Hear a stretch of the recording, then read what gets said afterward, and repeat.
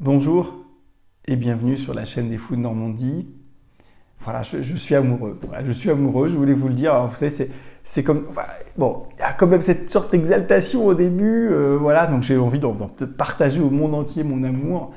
J'espère que l'association Fous de Normandie ne m'en voudra pas d'utiliser cette chaîne pour parler de choses très intimes. Voilà, mais c'est comme ça. J'ai envie de vous le dire, il est 7h50 du matin, je suis amoureux. Il y avait déjà des prémices depuis quelques jours. Et là, ce matin, en prenant ma douche, révélation, quoi. Je suis amoureux. Alors, je voulais vous le dire, voilà, je suis amoureux d'Alain Fischer. Alors, qui est Alain Fischer? C'est Monsieur Vaccin, nommé par le président de la République. Voilà, c'est confirmé. Voilà, je ne sais pas quoi vous dire, je voulais vous le partager. Alors pourquoi? Vous allez me dire, mais pourquoi vous êtes amoureux d'Alain Fischer? Je vais vous dire pourquoi.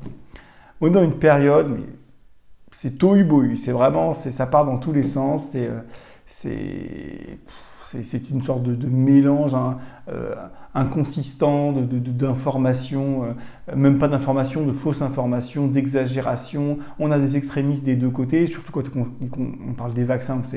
Les vaccins dans le monde entier, c'est la guerre. Alors en France en particulier, vous avez des extrémistes pro-vaccins qui veulent vacciner tout le monde là, contre leur gré. Des gens, des esprits totalitaires, vraiment des esprits totalitaires. Et puis de l'autre côté, pareil, des esprits qui pensent qu'il y a un complot mondial de je sais pas quoi pour nous injecter des puces 5G dans les vaccins, j'en sais rien. Bref, on a des extrémistes des deux côtés. On a des paroles publiques qui sont extrêmement anxiogènes, qui sont où les gens ne sont pas cash, ils disent pas vraiment ce qui... C'est insupportable, insupportable. D'accord? Et puis on a aussi des gens qui parlent et qui ne connaissent rien. Bon. Et là, depuis quelques jours, je sentais... Il y avait un mec là comme ça sur les réseaux sociaux qui se faisait taper dessus par les deux camps, les deux extrémistes. Et je me dis, lui c'est peut-être pas mal, ça c'est bon signe en général quand on se fait taper dessus par les deux camps extrémistes, c'est bon en général. Je me suis dit, mais bon, ça reste de la politique aérie, c'est pas pour moi, je vais sûrement être déçu. Bon. Et puis une nouvelle interview d'Alain Fischer sur Brut, qui dure pas longtemps. Je me dis, bon, allez, je me fais avoir, je vais regarder, je sais que je vais encore être déçu, ça va être encore un crush qui va pas aboutir, mais bon, allez, je lance Brut. Et là, le mec, un discours calme, pondéré, et puis vous savez, dans la vie, il y a le physique qui joue aussi. Un homme d'un certain âge, qui se tient bien, qui parle correctement, lentement, vraiment pas comme moi, on comprend chaque mot de ce qu'il dit. Il n'est pas pressé, il est très, très posé, très pondéré, dans la nuance. Quand on lui pose une question, il répond de manière précise, il fait des petites digressions quand c'est nécessaire, il reformule quand c'est nécessaire, il reconnaît ce qu'on sait et ce qu'on ne sait pas, il reconnaît que ce qu'on ne sait pas peut être problématique et qu'il va falloir le surveiller. Bon, je dis waouh, ouais, mais bon, je me dis, on va pas me la faire, hein, je sais comment ça se passe, je tombe amoureux, je suis déçu, je ne vais pas m'emballer. Et là, qu'est-ce que je vois ce matin sur mon fil YouTube? Une interview d'Europe 1 qui dure 10 minutes, qui a été faite apparemment hier soir, en tout cas qui a été publiée hier soir, et qui dure donc 10 minutes, avec une journaliste qui va l'interviewer. Donc c'est pas une discussion, enfin c'est pas le tout premier truc que j'avais vu de lui, qui avait fait réagir sur les réseaux sociaux, c'était lui qui parlait tout seul devant les médias. Bon, ok. Le deuxième truc, c'était Brut. Bon, Brut, c'est un média, mais enfin c'est pas... Voilà. Là, c'était une vraie interview sur 10 minutes avec une vraie journaliste.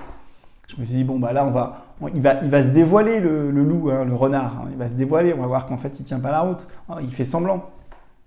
10 minutes de communication parfaite. Parfaite, selon mes critères.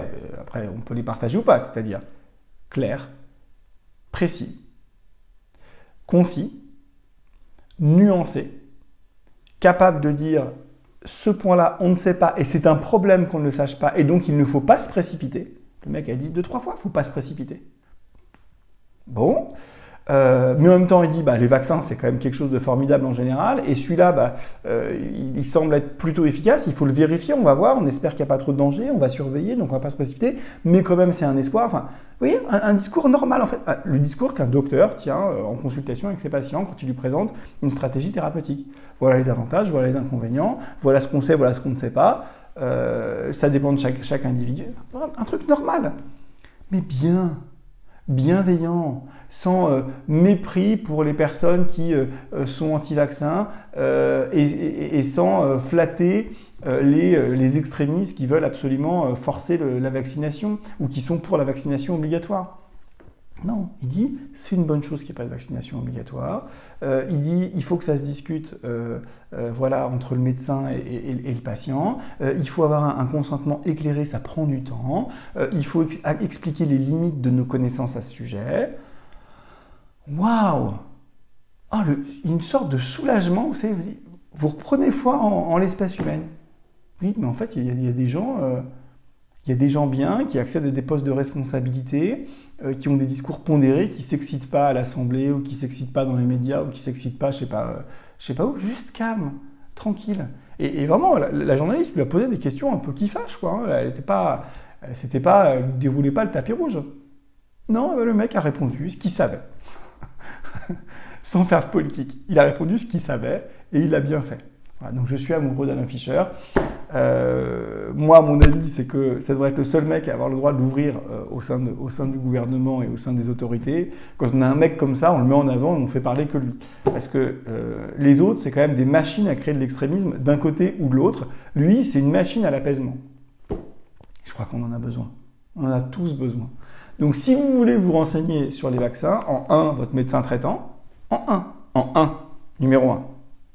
Et vraiment, si vous voulez avoir un discours médiatique, en 2, Alain Fischer.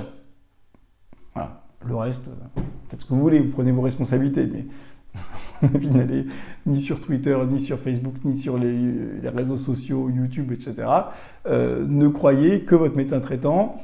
Et je trouve que la parole, encore une fois, d'Alain Fischer, elle est raisonnable, elle est pondérée, elle est bienveillante. Elle est rafraîchissante. Merci Alain Fischer. Alain Fischer, je t'aime.